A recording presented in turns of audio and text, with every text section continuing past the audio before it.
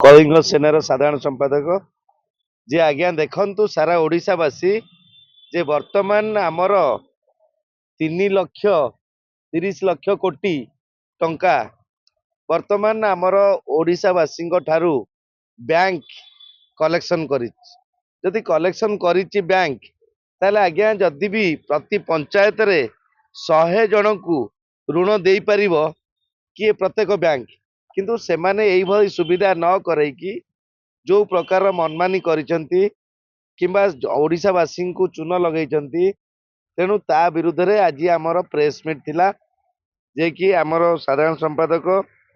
राधामोहन पट्टनायक बाबू दायित्व रे वर्तमान ये कार्यक्रम प्रेस मीट जारी रही।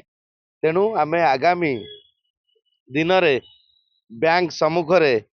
24 तारिख रे बसी समूह आंदोलन करूँ कलिंग सेना तरफ जेपरी प्रत्येक प्रत्येक नागरिक प्रत्येक शिक्षित युवक कि शिक्षा हो कि व्यवसाय हो कि निजर कौन पर्सनाल हो सबु प्रकार ऋण व्यवस्था किपरि बैंक माने करिवे 30,000 कोटी टंका 30,000 कोटी टंका 1,000 कोटी टंकार ऋण वर्तमान बैंक पाखरे मौजूद अच्छी ओडिशावासी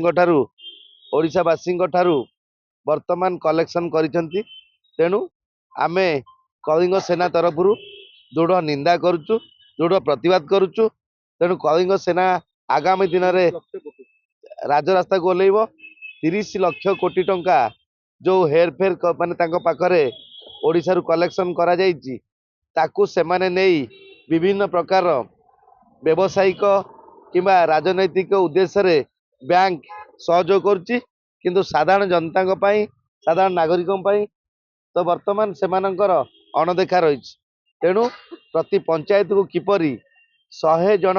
ऋण पाई परिबे आमे तार व्यवस्था निश्चिंत करिवु आगामी दिन में दृढ़ आंदोलन करिवु दृढ़ आंदोलन करिकरी ओडिशावासी न्याय दउ।